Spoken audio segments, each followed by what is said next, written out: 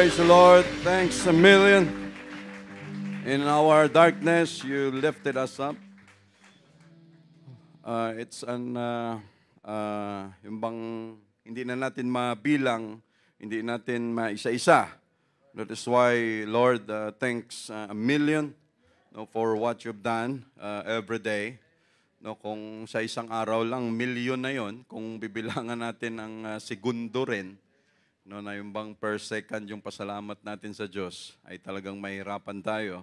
But Lord, thank you for giving us a heart na marunong magpasalamat, tumanaw ng utang na loob. Because, again, sino nga ba tayo para iligtas, bigyan ng Diyos ng Holy Ghost, mabaptize in Jesus' name? Sabi nga ng iba, mas marami pang may magagandang ugali dyan kaysa sa atin. But Lord, it is your decision na kami ay iligtas mo. So, thanks a million, Jesus. May be seated. Thank you, Lord. And thank you, Lord, for the souls na binigyan mo ng Holy Ghost today. March 17, malapit na, lampas na naman tayo sa kalahati ng buwan. We welcome our visitors in the most precious name of Jesus. Si Kyle Zion Makwana, 12 years old, sa Pasig. Si Dan Raven De Vera, siya yung naka-receive ng Holy Ghost ngayon. Si Sister Virginia Bungay, from Cavite. Thank you, Jesus. Mama ni Sister Gloria. Thank you, Lord, na nakarating din si mama niya at naka-receive ng Holy Ghost. Thank you for your grace and your mercy to them. Thank you, Jesus. Si Gio Ezekiel Yozon, 3 years old, bagong baryo. Anak ito ni Sister Mayet at mabuti nakabalik Sister Mayet. Thank you, Jesus. Thank you, Lord. Bunga pa ito ng mga outreach natin before the pandemic. So nagkita-kita sila ulit. Thank you, Jesus, sa pagkakataon. Welcome back also si Brother Cloud Dagan from Pasig, Sister Mayet, yan, si Sister Erica and Tyler, Brother Fedi and Sister Angie sa Bloomingtreet. Tsaka yung De La Peña family from Bulacan. And also si Sister Alma and Sister Marites, relative ni Sister Ezra. Andito sila. Thank you, Jesus. Thank you, Lord. Tsaka si Sister Ana, nakabalik din siya. Thank you, Jesus. Thank you, Lord. We praise you. Tsaka sa atin din, na every Wednesday at tsaka Sunday na nakakabalik sa lugar nito, Lord. Thank you so much, Jesus. Thank you, Lord. Ngayon bang exam ni Sister AC? Makakapasa yan. Isama natin yan sa prayers natin. So umpisa na natin sa prayer. Lord, again, thank you so much for all the week. Sa buong linggong ito na binigyan mo kami ng lakas. Ang daming mga tinapos, ang daming nagawa. Sa amin ng mga bumabiyahe dyan sa kalsada, thank you so much, Lord, for your guidance. Lalo na sa mga kapatiran namin na mga nagmumotor. Thank you, Jesus, sa amin na bumabiyahe, mga pumupunta sa opisina, sa trabaho, kung saan mang lugar. Lord, thank you for the safety that you've given us. Again, Lord, thank you for every souls na pinapadala mo sa church, for answering our prayers, and for your faithfulness to us, Lord Jesus. We thank you for all your grace, your mercy, for the good health that you've given us, sa mga kapatiran na patuloy na nagpapagaling. Lord, we always bring them, their names before you, Jesus. Lord, we love you. Bless your word this morning. Anoint your word. And thank you, Lord, sa mga kapatiran na nagpapatuloy. We praise you, Jesus. In Jesus' name, amen. Thank you, Jesus. Let's open our Bible in the book of 2 Kings, chapter 4.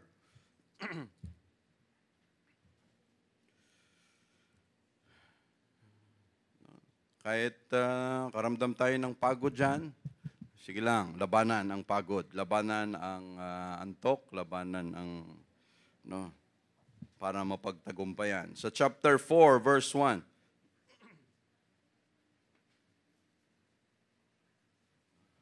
Let's talk about the widow.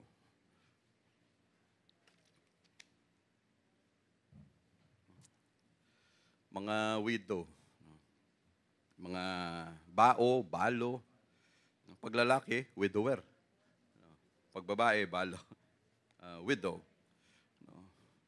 Sila yung may kung sa isa sa pinaka-priority ng Diyos, sa mata ng Diyos, ang mga widow.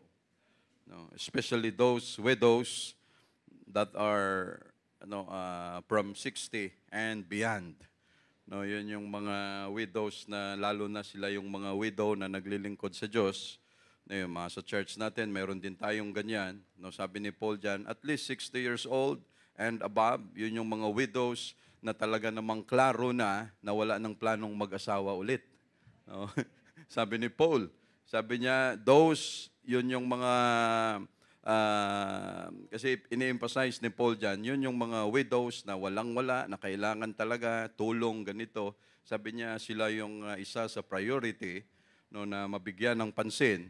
Pero ang sabi ni Paul, unang-una na ang siyang tutulong sa mga widows na yon kung sila ay may mga anak. Yung mga anak ang number one na tutulong. And after that, kung mayroon siyang mga kamag-anak, mga nearest kin na pwedeng tumulong sa kanya, yun ang dapat na mauna. Especially those mga anak mismo ng widow na yan. Yan yung mga dapat mauna. And there were also widows, 60 below. Ang sabi ni Paul, minsan medyo pa yan. Though they are serving God, pero yung edad nila, pag bata-bata pa, sabi niya baka may plano pa yan na mag-asawa ulit. So, lang muna. So, ito, sabi ni Paul yun kay Timothy.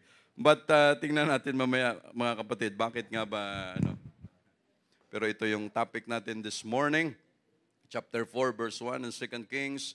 Now there cried a certain woman of the wives of the sons of the prophets unto Elisha, saying, Thy servant, my husband, is dead.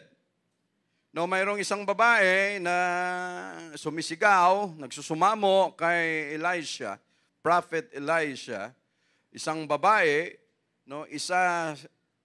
wives of the sons of the prophets, ibig sabihin, hindi ito anak ni Elisha nor ni Elijah, ito ay mga estudyante sa school of the prophets. May talaga sila, may school, may pag-aaral about those prophets. At ang isang propeta dito, isa sa estudyante na propeta ni Elisha, namatay at yung babae umiiyak, lumapit kay Elisha. Sabi niya, thy servant, my husband is dead. Because during this time, after ni Elijah, ang pumalit si Elisha, at si Elisha na ngayon ang principal, ang head ng schools of the prophet. Sabi niya, thy servant, my husband is dead, and thou knowest that thy servant did fear the Lord.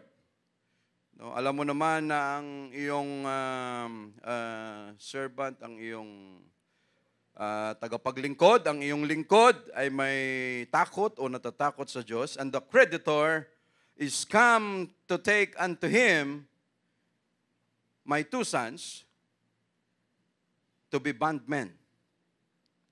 Mayroong namatay, titingnan natin mga kapatid, yung hindi nakalagay kung ilang taon na yung nanay, yung misis, namatay yung kanyang mister, naiwanan ng utang, ang sasalo, ang misis, yung mga anak, penniless, walang naiwanan kahit anong pera. So, andito na yung pinag-utangan at naniningil. At yung babae umiiyak dahil hindi niya alam kung saan kukuha ng pambayad at yung ibabayad ay yung kanyang 2 anak na lalaki. Pag ang anak mo lalaki sa Israel, mga asset yon. Pwede silang maging sundalo, pwede silang maging soldiers or guards ng hari. So maraming benepisyo, but this time, dahil sa utang na mayroon ang pamilya, hindi rin nakalagay kasi dito, bakit sila nagkautang ng ganito kalaking utang. Hindi rin alam kung saan ginamit ang pinagkautangan. Pero ang klaro na sila may utang at kailangang bayaran. At yung creditor, yung pinag-utangan ay dumating at legal ito mga kapatid sa Israel na pwedeng ibayad ang iyong anak. No, may batas yan dyan sila. Kaya sabi ng babae, Panginoon, my Lord, no, sabi niya, wala akong pambayad, sigurado yung dalawa kong anak, ito na yung kanyang hinihingi para ibayad. No, gagawing bondmen, gagawin silang mga alipin, mga slaves. No. So natatakot ang babae, ay sino ba namang magulang? Sino namang nanay, palakihin mo, tapos pagdating ng panahon, maging slaves, maging alipin, dahil lang sa pinagkakautangan. So hindi po pwede, mga kapatid. No? And Elijah knew that there were also laws about the widows. No, ang Israel, mayroon ding batas tungkol sa mga widows, mga kapatid, tungkol sa mga balo. And verse 2, no, ito ang kagandahan dito. And Elisha said unto her, What shall I do for thee? No, tell me, what hast thou in thine house? Or what hast thou in the house? No, sabi ni Elisha, sabihin mo sa akin, babae. No, sabi niya, what shall I do for thee? Anong gagawin ko sa iyo? Sabihin mo sa akin. What hast thou in ano ang mayroon sa pamamahay o sa bahay mo? And she said, Thine handmaid hath not anything in the house save a pot of oil. Not anything in the house save a pot of oil. So the title of our preaching, mga kapatid, no, the provider is in the house. No, the provider is in the house. Lord, samahan mo ngayon ang exam ni Sister AC. Magkaroon siya ng sound mind. Yung mga napag-aralan niya ay lumabas doon sa exam. No, in Jesus' name, it shall be done. In Jesus' name. No. Why are we able to come today? No. Bakit tayo able? Bakit tayo nakarating sa church today? Because our God is great and He is a great provider to us. So we're able to come. No. Ito mga kapatid, Elijah, no, para isa-isahin natin, Elijah had 16 miracles. No, si Elijah, mayroon siyang 16 na mga miracles, and Elisha had 32. No, si Elisha, mayroon siyang 32 miracles. Why? Because he had the double portion of spirit of Elijah. No, nung time na yon na tinanong ni Elijah si Elisha, sabi niya, ano bang gusto mong mangyari? Sunod ka ng sunod sa akin. No, ano ba talaga? Sabi niya, ano lang ang gusto ko? A double portion of your spirit. Sabi ni Elijah, thou hast asked a hard thing. Sabi niya, mabigat ang hinihingi mo, pero ibig sabihin ba, hindi mangyayari at hindi matutupad? Matutupad, because our God is limitless. Our God is beyond measure. So, klaro, si Elijah mayroong 16 miracles and Elisha had 32, including itong miracles na gagawin niya rito, mga kapatid, sa widow woman. Si Elijah nakagawa rin ng miracle sa widow woman. Every time ang mga widow may problema, God is their defender. No. Jesus is their defender. No. Every time mayroong sitwasyon, ang mga widows, Lord, thank you for seeing them. Lord, thank you for having eyes on them, Lord Jesus. No, may batas dyan sa mga widows, fatherless, strangers. Andito sa Biblia, Leviticus, Exodus, mayroon silang batas pag kayo nag-harvest at mayroon kayong naiwan na mga kumpul doon na dapat ninyong ma-harvest. Sabi niya, huwag niyong babalikan. Huwag niyong kukunin. No? Iwanan nyo yan dahil para yan sa fatherless, sa homeless, sa mga widows na pag nag-harvest kayo, lahat ng maiiwan dyan, andun sila mamaya, mamumulot. No? So ibig sabihin, kung sa atin, ekta-ektarya ang ina-harvest natin, tapos mayroong namumulot, pagalitan mo pa. No? Sakim, ano? Yung anong klaseng puso. No? Pero wala eh. No? Biruan nga nila. No? Ang sarap ng mangga. No? Yes, ma'am, masarap. Magkano? No? Yung mangga, ma'am? Hindi. Yung buong lupa ng manggahan, magkano? No? Kilala na natin yan. Halos buong Pilipinas. No? Kung ang buwan, masisilip lang natin, baka may camellia na doon. No? No? Ganon. Pero pag ang mga tao na yan mamatay, kahit sino pa man, just like us, gaano kalaking kabaong, gaano kalaking lupa ang kailangan natin. No? Pero grabe tayo ng mga tao, ano? Talagang, beyond measure ang ating angas, ang ating pride, ang ating kayabangan, para bang gaano kalaking lupa ang kailangan natin. Minsan nga, hindi na tayo binabaon sa lupa eh. No? And Lord, we are so thankful that you prepared us not in this place. You prepared us to be in heaven. We don't need the land in this place, Lord Jesus. No, so sa yan mga kapatid, sabi ng Diyos, okay, yan, pag nag-harvest, yung mga naiwan, huwag nyo nang kukunin yan, para yan sa kanila, sa mga walang-wala. No. Tapos pag ikaw nag-harvest ng mga olive fruits, yung mga bunga, di ba, pinapaspas yan, no, nilalatigo para magbaklasan lahat yung mga bunga doon. Ang utos, no, kung sakali man, pag yan, nag-harvest na kayo, sabi niya, huwag ka nang lumapit doon sa mga sanga-sanga at isa-isahin mo pa na kunin para dagdag sa harvest at lumapit ka pa doon mismo. Sabi niya, huwag mong gawin yan. Hayaan mo na yan. Para yan sa kanila. No? Dahil pag ginawa nyo yan, sabi ng Diyos, I will bless you more. No? Pero tayo ng mga tao, iba. No? Yung dating libre lang, babakuran natin. Para tayo lang lahat ang makinabang. No? Yung dating, anong sabi ng Diyos? The land will not be sold forever because the land is mine. No? Kahit ang lupa, anong sabi niya? In the year of the Jubilee, kailangan makapahinga. No? In the 50th year, pati mga servants, pati mga alipin, lahat na may mga pinagkautangan. On that year of Jubilee, lahat babalik yun. No? Sa kanila. They are free again. No? Pero tayo, no, lahat, babakuran mo, lahat, kasi akin to, no, malagyan lang ng kapirasong papel, registry of deeds mo, no, akin na yung lupa na yan, alis na kayo lahat dyan. No? Ang buong West Philippine Sea, no, amin yan. No? Makipagpatayan, para bang tayo ang lumikha, tapos lagyan lang natin ng kapirasong pangalan. No? Ito ang katotohanan. Sa buong pamamahay, ang madalas nawawala, kutsara. Kahit sa ang pamamahay. Sabi ko nga, anong gagawin natin sa kutsara? Lagyan ng yung parang sa mga opisina, pag nag-fill up ka ng forms, yung ballpen may tali. No? Lahat ng kutsara, butasan sa dulo, lagyan ng tali, pag upo natin, andun na yung kutsara at saka tinidor. No? Laging nauubos. No, yung ganung bagay.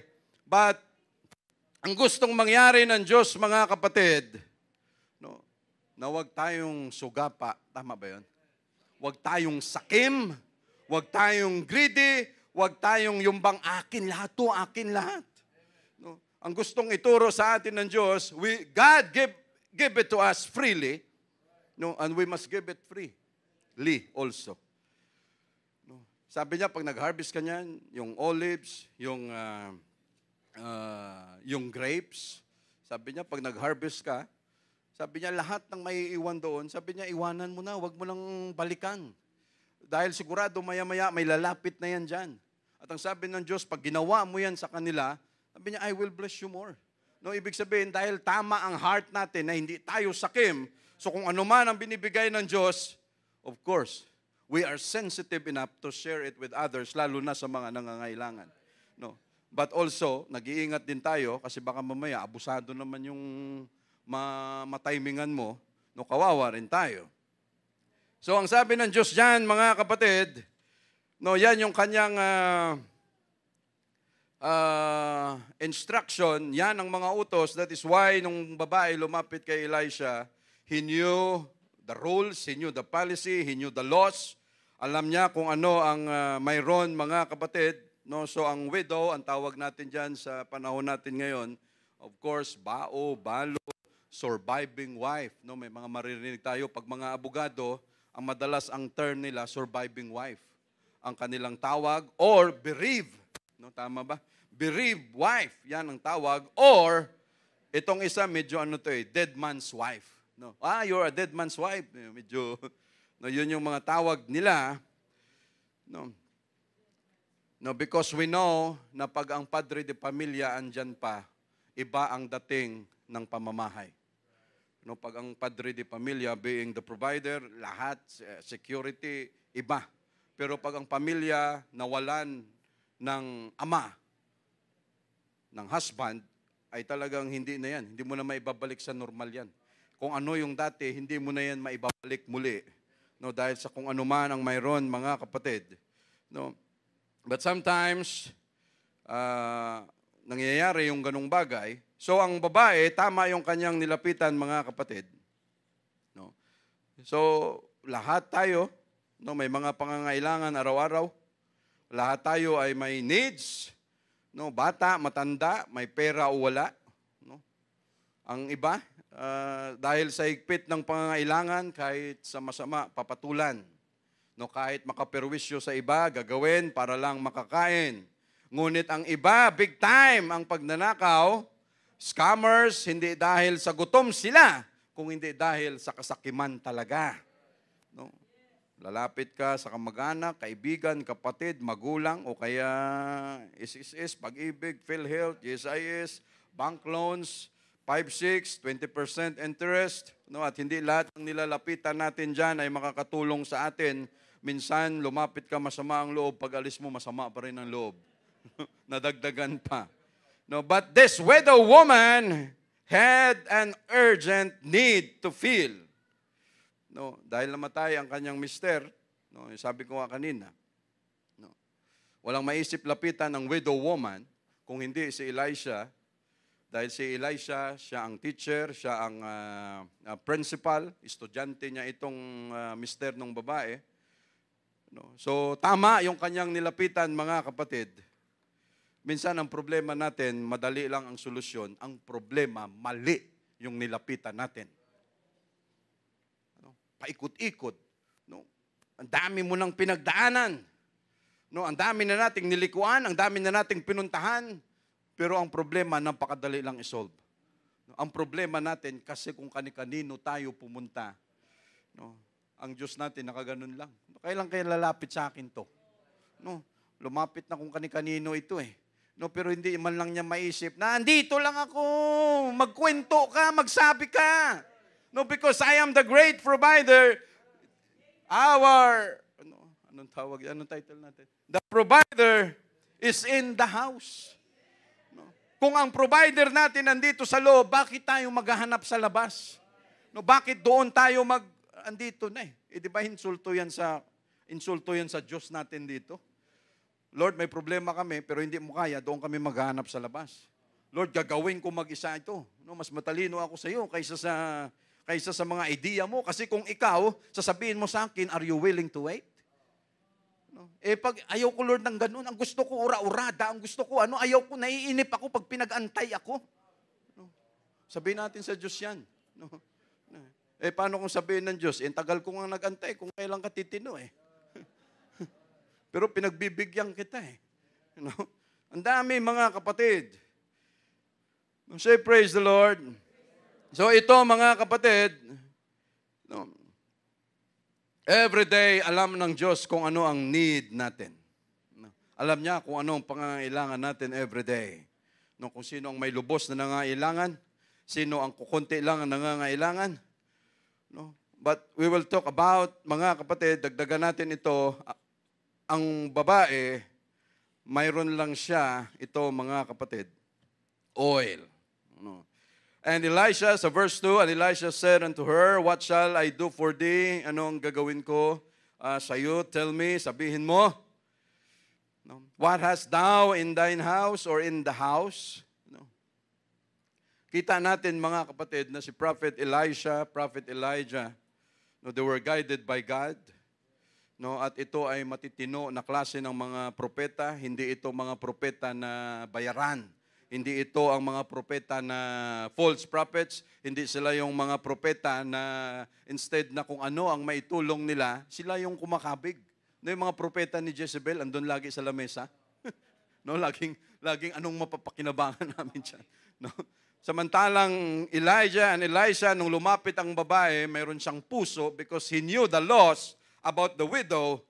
No, kinausap niya, in-entertain niya, sabi niya, ano ba ang problema? Dahil kung hindi ito pinansin ni Elisha, siya mismo may atraso sa Diyos.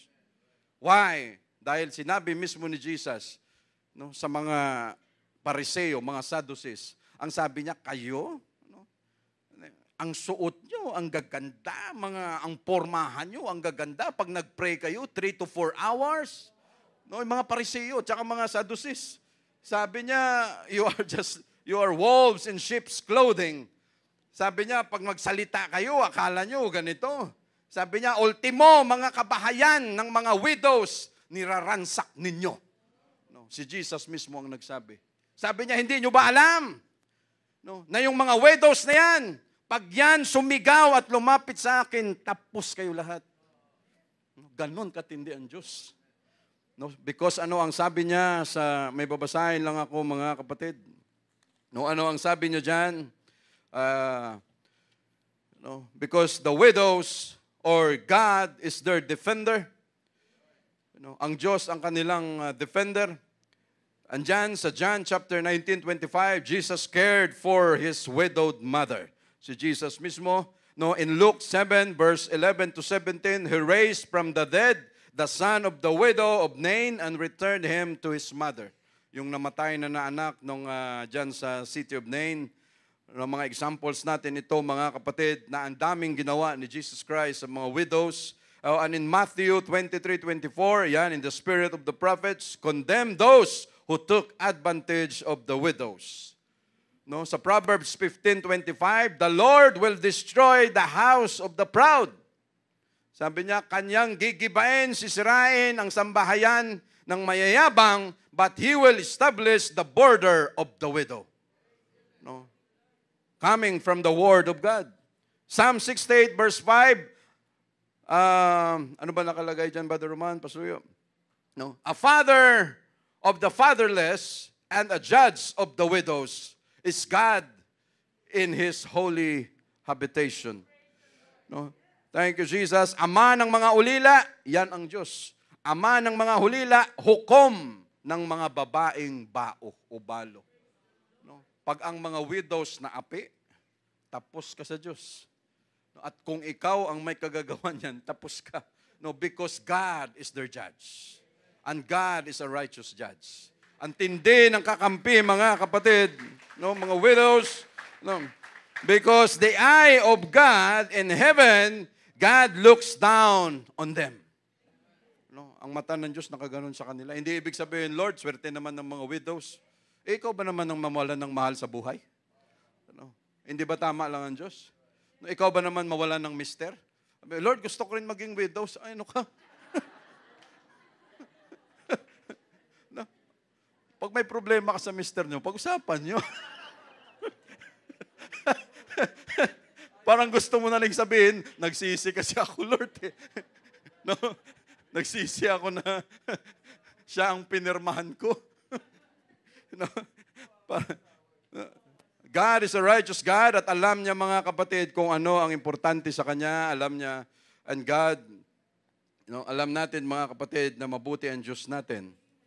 No? So ang sabi ng babae, Elisha said unto her, ano ang gagawin ko sa iyo? Sabihin mo sa akin, no, ito mga kapatid, ang dami na nating problema minsan. At sa problema na yan, hindi pwedeng manahimik lang tayo. No, bugbog ka na sa problema, tapos no say ka pa. Yung bang parang, kamusta ka? Okay naman, tapos may nagpakamatay na pala. No, nagbigti na pala. No. Ang sabi ng propeta, Elisha, sabi niya, ano bang magagawa ko sa iyo? You tell me, sabihin mo. It is a conversation, mga kapatid. The answer is there, but you have to act. Andyan ang sagot, pero kailangan aksyonan mo. Because ikaw din ang sasagot sa question mo. What shall I do for thee? Tell me, what hast thou in thine house? Anong mayroon sa bahay mo? And she said, thine handmaid hath not anything in the house save a pot of oil. Sabi niya, ang iyong lingkod, wala kahit ano doon sa bahay namin kung hindi yung kapirasong natira na oil doon sa jar, doon sa pot. No, sabi niya, yun lang, Panginoon, wala nang iba pa. No, grabe, may mga tao talagang ganun, ano? No. The day that we serve God, He has given us the Holy Ghost, we are baptized in His precious name. No, yung iba sa atin umalis sa trabaho dahil ang trabaho nakakasagabal sa schedule natin dito sa church. Bago nakahanap ng trabaho, ilang buwan, ilang taon ulit, para lang mapatunayan natin sa Diyos na, Lord, mas importante ang schedule namin sa iyo. No? At sa atin na marami nang nakasubok niyan, ang tanong, nangayayat ba tayo? Ang problema natin, paano magpapayat? No, dahil sa dami ng blessing, because our God is a great provider, mga kapatid, no, napatunayan natin, no, anong mayroon dyan? Isa ngayon, masasabi ba natin sa Diyos, anong mayroon sa bahay mo? Lord, hindi ko na mabilang eh. Lord, wala na akong mapaglagyan. Siksik, liglig, umaapaw, Lord Jesus, because the provider is in the house. No. Why, mga kapatid? Dahil pinaglingkuran natin siya at pinatunayan niya sa atin, unahin mo ako. Kahit saan, from Old Testament to the New Testament, kahit sinabi na ni Jesus, seek ye first the kingdom of God and His righteousness, and all these things shall be added unto you. No, hindi niya yan sa Old Testament, wala tayong makita niyan, but the same principle na ang gusto niyang mangyari, unahin mo ako. No, and you will know kung paano ako mag-provide. Ultimo, minsan, Lord, mawawalan akong trabaho. Yung limpak-limpak dati na binibilang ko, kinsinas, katapusan. No, ngayon, hindi ko na mabibilang, wala na. Pero pinaglabang kita, wala na akong ngayon, mababago na ako ngayon, Lord. Natatakot ako, baka wala na akong makain, pamasahe. But after a month, na ginawa mo ang desisyon na yan, again, ang tanong, nangayayat ka ba? Nadagdagan pa nga ang metro eh. No, patunay na hindi nagpapabaya ang Diyos natin, mga kapatid. He is in the house. No, He is in the house, mga kapatid. No. So ano ang mayroon? Sabi niya, grabe, yung ganito ang sitwasyon mo, masaklap, namatayan ka na, may utang, yan ang problema eh. No, majority sa atin, nawalan na tayo ng mahal sa buhay, naiwan pa yung pambayad sa burial, sa funeral, sa pati paglibing. No, sakit sa ulo. Pati pagbantay nung buhay pa, pero nung siya malakas pa, lahat ng pasaway, lahat ng sakit sa ulo, lahat ng bisyo, kanyang ginawa dahil ang isip niya, buhay ko to, sarili ko to eh.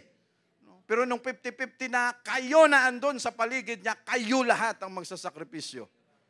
Hanggat sa namatay, may naiwan pang pamana, utang. Hindi alam kung saan kukunin. Mabuti sana kung milyones ang insurance mo, milyones ang matatabi mo, ay, kahit hindi mo ka mag-anak, aalagaan ka niyan. No.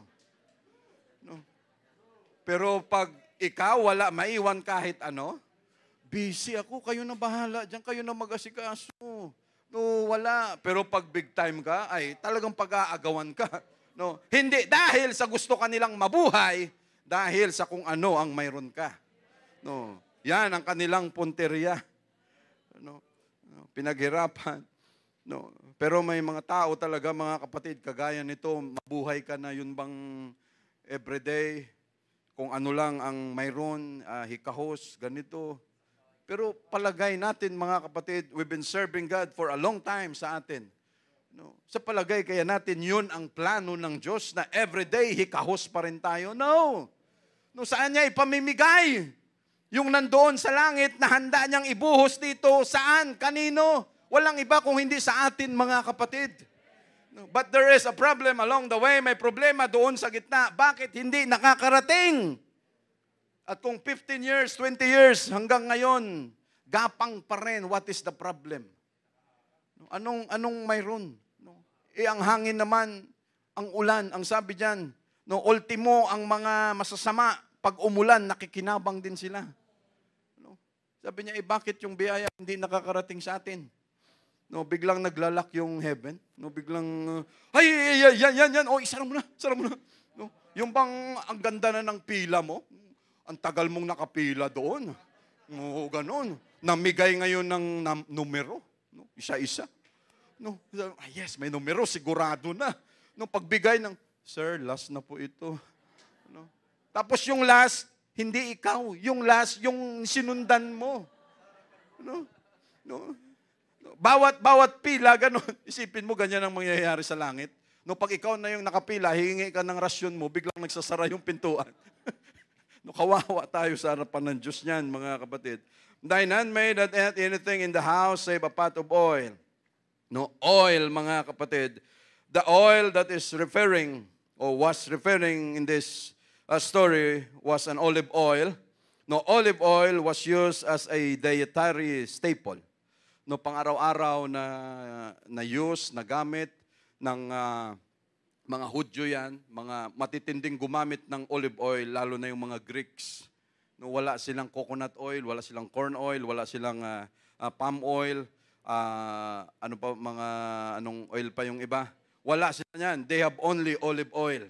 Ang isang tao nagkukonsume ng ilang litrong oil in a year, lalo na yung mga Grego.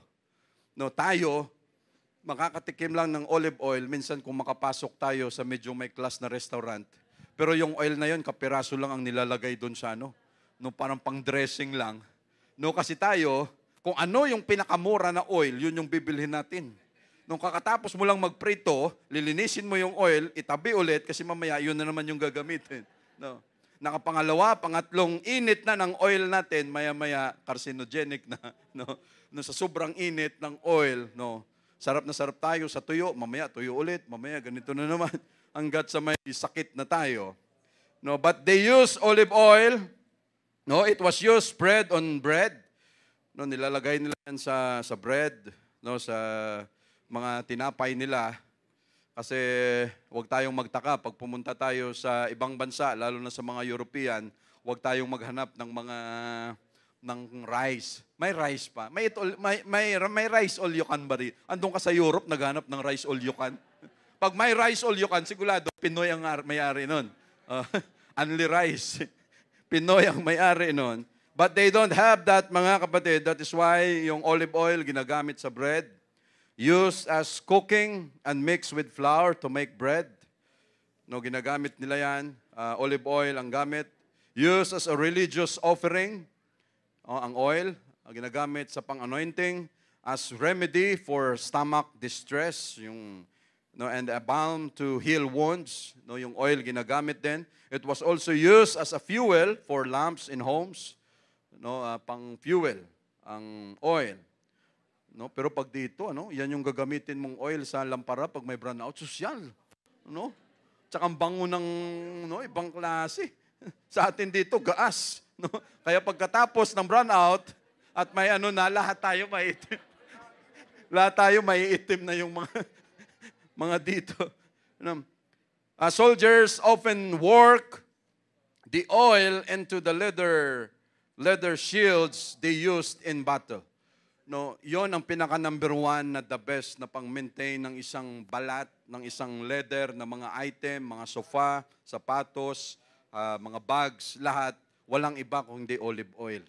No, mo lang yun, maintain para yung softness at the same time yung tibay ng leather, hindi siya lulutong, hindi magka-crack, yon ang ginagamit. No, yung oil na yan. No.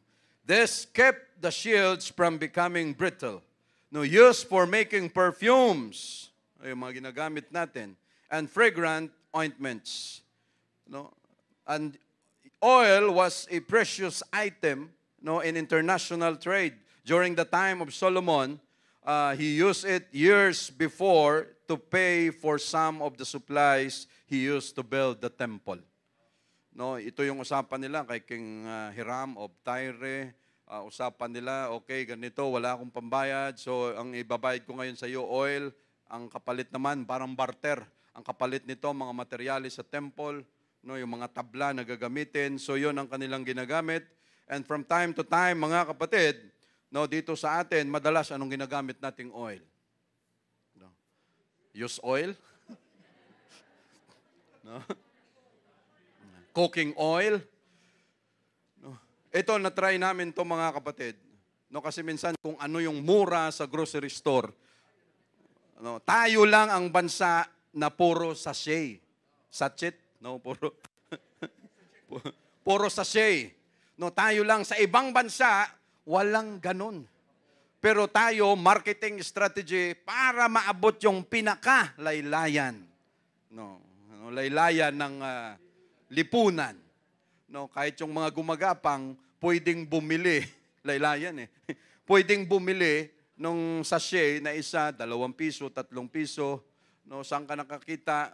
No, dito sa Pilipinas, ultimo, 2 pirasong garlic, ilagay sa plastic, iikot yan. No, dito lang yan sa Pilipinas. Pagpunta mo ng ibang bansa, medyo asinsado na, lahat ng yan malalaki. Actually, mas tipid yung malalaki talaga, mga kapatid. So that is why tayo rin ang may pinakamalaming basura sa Pilipinas dahil lahat na lang tapon sa ilog, tapon sa dagat.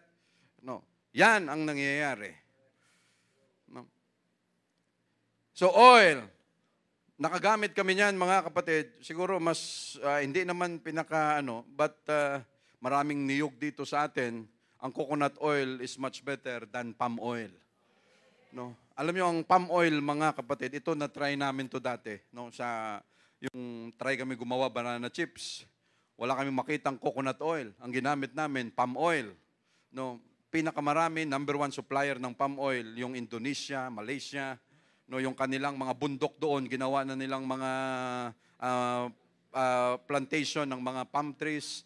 No, doon, napakalaki. Sinusunog yung buong gubat para gawing plantation ng mga palm oil na yan, palm trees. No, so anong nangyari? Ang palm oil, no, makikita natin yan. No, ang coconut oil kasi mas mataas ng konti ang presyo kaysa sa palm oil. No, pero ang palm oil, pag ginamit mo siya pamprito, na prito mo na, pagkatapos mong prituin, lahat ng mantika andoon nakalutang pa rin sa pinirito mo. No, kahit may tissue ka pa, iganon mo yung tissue, ang mantika kapit na kapit pa rin. Doon. Hindi kagaya ng coconut oil, pag ginamit mo siya, maya-maya ihang mo lang konti, lahat ng mantika magsasubside. No, brother, mas mura yung mas mura yung, tapos andun tayo sa kanto, sa may recto, sa isitan, kung saan, no, lahat naaamoy natin, mga estudyante. Mga estudyante, sa mga areas ninyo, paglabas pa lang ng school, no, andun na kaagad, calamares, no, fishball, kikiam, squidball, kwek-kwek, no, lahat, sarap, sarap. Lahat kayo nakaganon doon sa isang lagayan lang. Sarap. No, ganun. No, lahat ang sauce nyo pare-pareho, isa lang yung sandok pagkatapos ng isa. Ikaw naman. No, lahat. Pag alis mo, ang tawag nila diyan sa university na yan, HEPA lane. No. Diyan mo makukuha ang HEPA pag nagkataon. No, dahil sa mga ginagamit na yan, mga kapatid. So that is the oil na yan ginagamit. Kahit kami nung bata, yung oil na to, gamit na gamit namin. No, sino gumagamit sa atin? No. Ako mas gusto ko gamitin yung mas gusto ko gamitin yung lana sa Ilonggo. Yung lana. Yung lana, yun yung gata ng niyog na kinayod. Yung gata, lulutuin mo yan hanggat sa maluto. Ano yung ginagawang biko? Hanggat sa maluto, pag naluto na, lalabas yung oil, yun yung tinatawag namin sa Ilonggo na lana. At yun ay ginagamit namin, no, kagaya niyan, panghaplas sa katawan. Kasi, lalo yung mga taga-kapis, no? Haplas ng katawan para pagdating ng gabi. No, pwedeng ganon. Pero very effective, mga kapatid. No, yung ganong coconut oil, ginagamit namin yan, pati mga galis-galis, no, paano ng balat. No, hindi ko nga alam kung may effect din yun kasi nung bata kami, yun talaga ang gamit pagkaluto.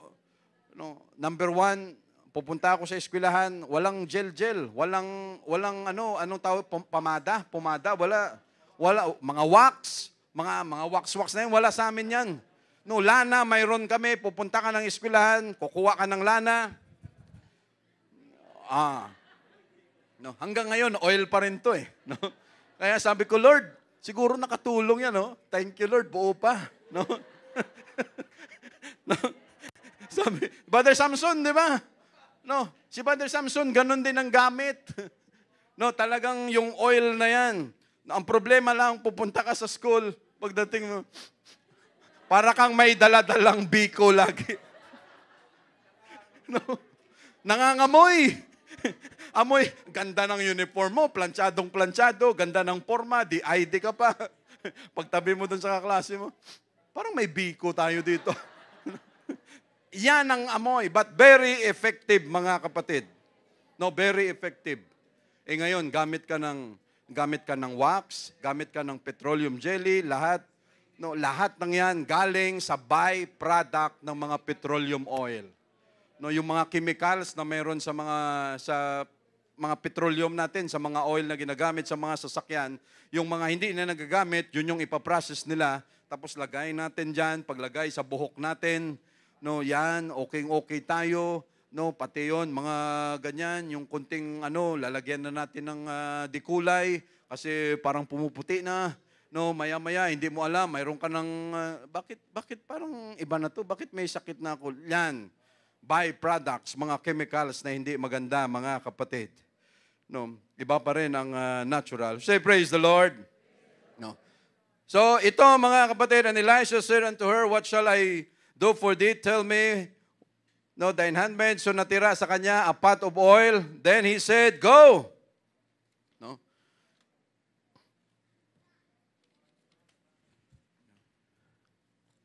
Sabi niya, go, borrow the vessel abroad of all thy neighbors, even empty vessels, borrow not a few. Napakaklaro ng instruction, mga kapatid. Umalis ka, manghiram ka ng mga sisidlan, mga lagayan, doon sa labas, abroad, at sa lahat ng iyong mga katabi, mga neighbors, lahat empty vessels, yung mga sisidlan na walang laman, borrow not a few, manghiram ka, wag ka kaunti.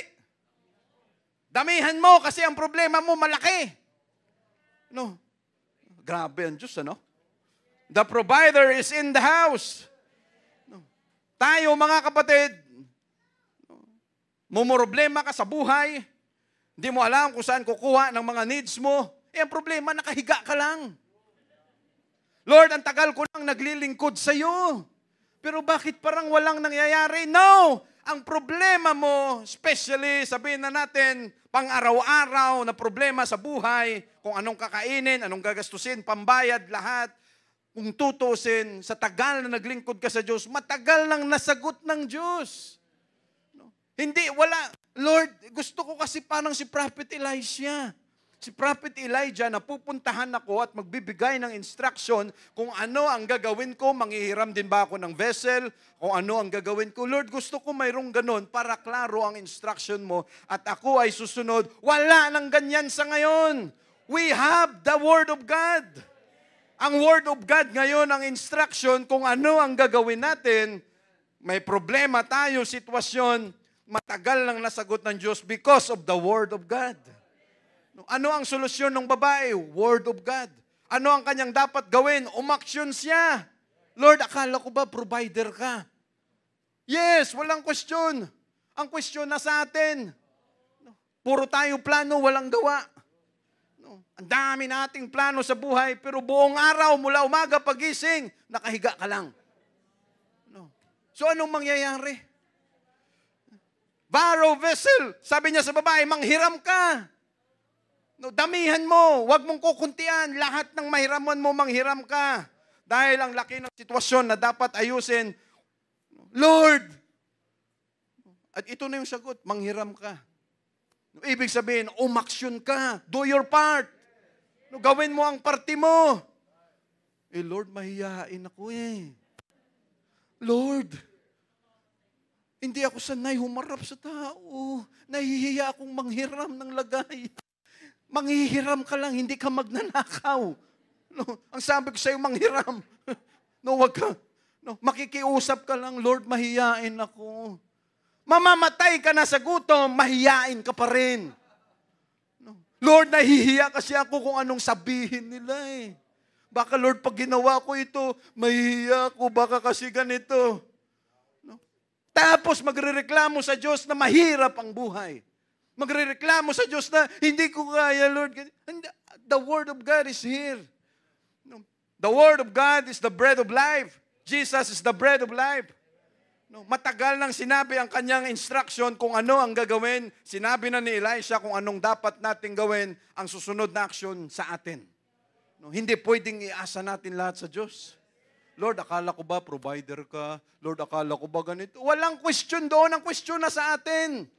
No, kung marami tayong plano, pag gumalaw tayo, sasamahan ng Diyos yan. Because sometimes it is in our part to do the first move. No, minsan nasa atin ang unang hakbang para gawin kung ano ang mga steps, ang mga moves na dapat natin gawin para samahan tayo ng Diyos. But there are times na ang Diyos naman ang mangunguna. That's why we must be sensitive to God. Lord, ano ba to? Kailangan ko bang aksyonan ito? O Lord, antayin ko na ikaw muna ang gumawa ng paraan. Lord, ano bang dapat nating gawin? No. But sometimes, we must take the first step, the initiative. Tayo ang gagawa niyan para samahan tayo ng Diyos. Lord, pinagpalit kita talaga. No, buong taon, no, pinaglabang kita mga schedules ko. Lord, hanggang ngayon, hindi ako makakita ng trabaho, pero pinaglaban kita, Lord. Hindi ka naman maalis ng bahay. No. No. No. Anong gusto mo? Ako ang kumatok doon sa opisina. Hoy! No. Yung anak ko, i-text nyo. No. I-hire nyo. Hindi ganun ang Diyos natin. No. Ang gusto mangyari ng Diyos, gumawa tayo ng paraan, at sa paraan na yan, habang ginagawa natin, we have faith. No, may pananampalataya tayo sa Kanya, mga kapatid. No. No. Because ang instruction, ang sagot sa problema ng babae, andito na. No. Nasa atin na lang kung anong dapat natin gawin. Because the provider is in the house. Nasabi na kung ano ang instruction. Okay, may problema ka pala, natatakot na kayo dahil mawawalan ka ng mahal sa buhay, okay. No, ganito lang ang solusyon dyan. Ano ang solusyon? You obey.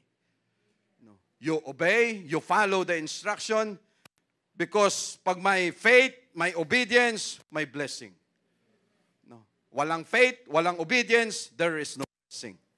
No, kahit anong gawin, basta walang pagsunod, 20 years, 25, 30 years, no, without obedience, walang pagsunod, walang mangyayari, mga kapatid. So then he said, go borrow the vessel abroad of all thy neighbors. No, sa lahat pa naman ng sitwasyon dito, lahat ng may mga problema sa time ni yung Zarephath woman, may problema din siya. Sa time ni Elijah, nakita kaagad ng Diyos, puntahan mo yung widow woman, may problema siya. No, ito, may problema siya. Sa time ni Jesus Christ, ito na widow woman, may problema. Grabe ang Diyos, ano? Kasi lumalabas na wala ng kanilang husband, ano ang sabi ng Diyos? Ako nang bahala sa kanila. No, wala nang provider, wala nang gagawa niyan sa kanila. So here am I, ako na ngayon ang in charge. No, and God used everything para mapuntahan, just like yung sa kay Elijah, yan din ang kanyang ginawa, mga kapatid.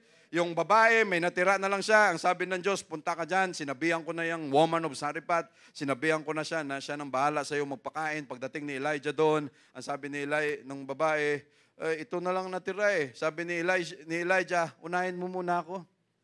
No? No? Kung ang babae walang pananampalataya, no, anong sasabihin niya? Unahin pa kita. Handful of meal na lang ito. No?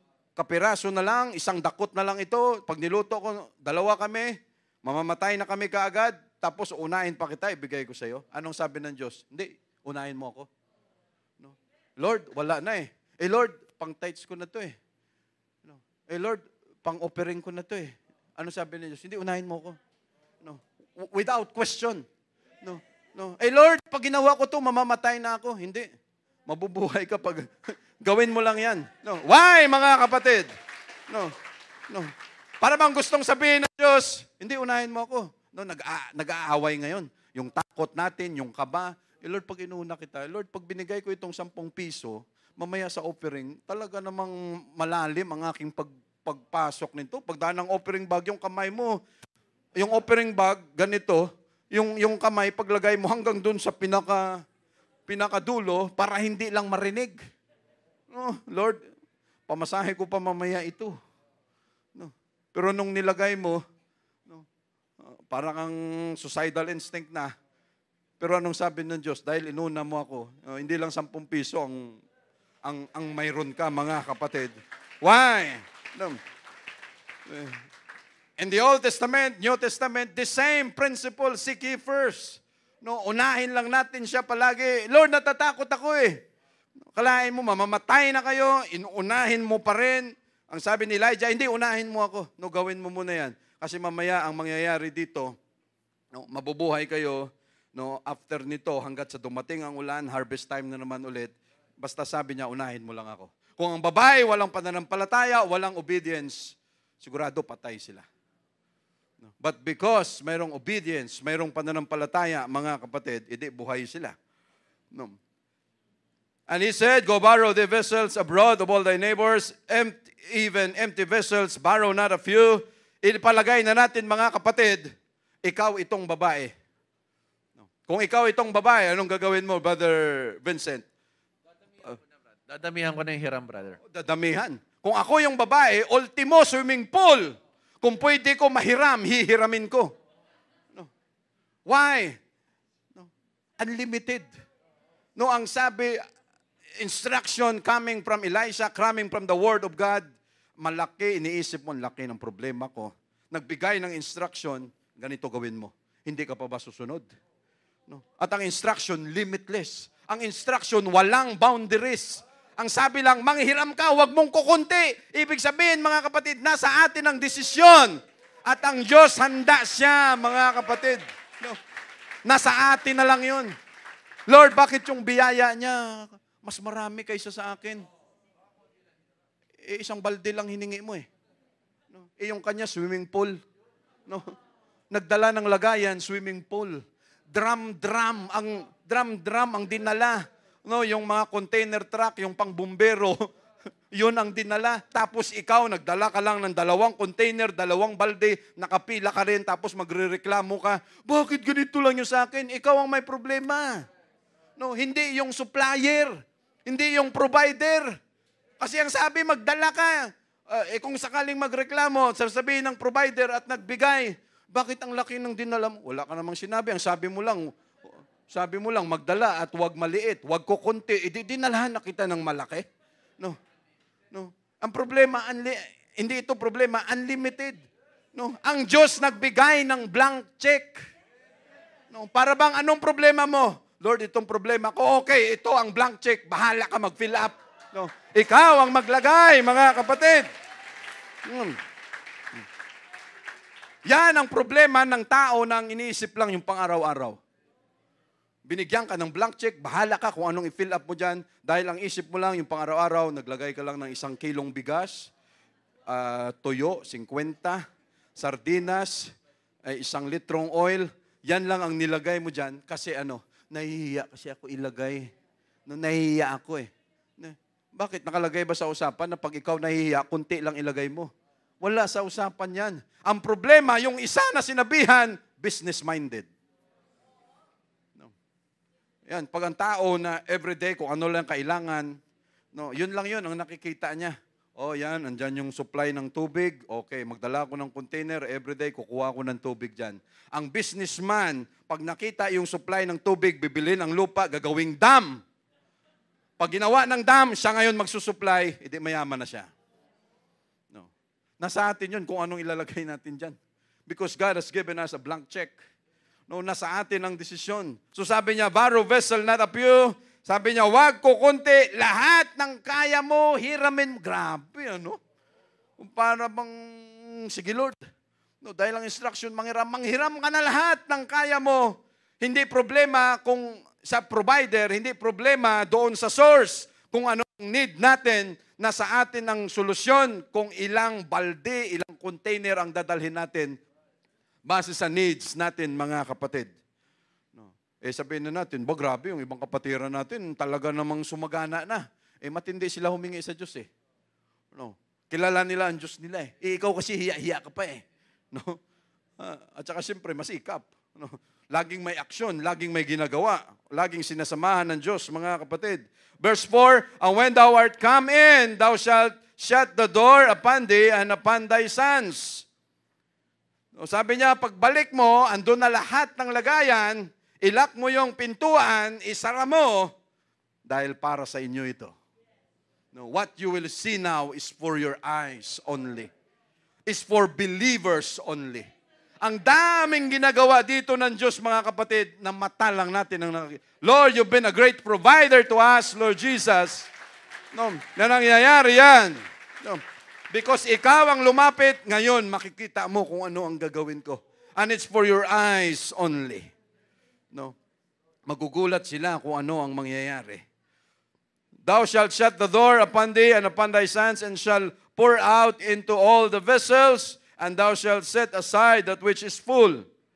No, pagpasok nyo, isara ang gate, isara, ipadlock lahat, nakalatag na lahat ang mga jar dyan, yung mga vessels dyan.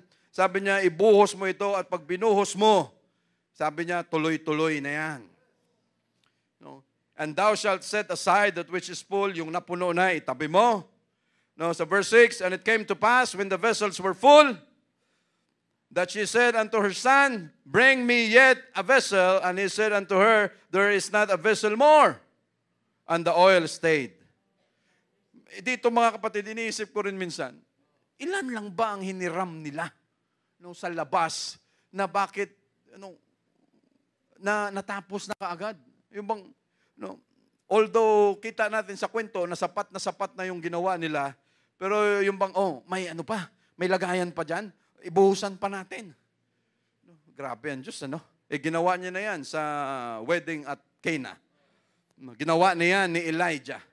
No, yung anong sabi ni Elijah daan, no, bago dumating ang tag-ulan, hindi yan mauubos. No, bawat kuha mo sa oil, bawat kuha mo sa flour, yung lagayan mismo, bawat kuha niya, hindi nababawasan. Pero kumukuha ka. No, saan? Anong klaseng source yun? No, anong klaseng, yun ang Diyos natin, mga kapatid eh. We have a need. Kailangan lang nating sumunod at ano ang gagawin ng Diyos? No, marami yan naka-experience sa atin. Lord, hindi man kami mayaman, but every time, oras na para kumain, may nakakain kami. Oras na para uminom, Lord, may naiinom kami. Oras na kung ano ang need namin, Lord, mayroon palagi. Parang hindi nauubos, mga kapatid. Thank you, Jesus. Because our Lord Jesus is a great provider. May aksyon lang tayong gagawin. So upon her sons who brought the vessels to her, and she poured it out. No, it came to pass when the vessels were full that she said unto her, and he said unto her, there is not a vessel more, and the oil stayed. Ibig sabihin, mga kapatid, unlimited ito, limitless, hanggat mayroong vessel na walang laman, kayang punuan ng Diyos. Lord, until now, hanggat may vessel, hanggat hindi pa nagra-rapture, we will find more vessels, empty vessels outside of the church, at madala sila sa lugar na ito.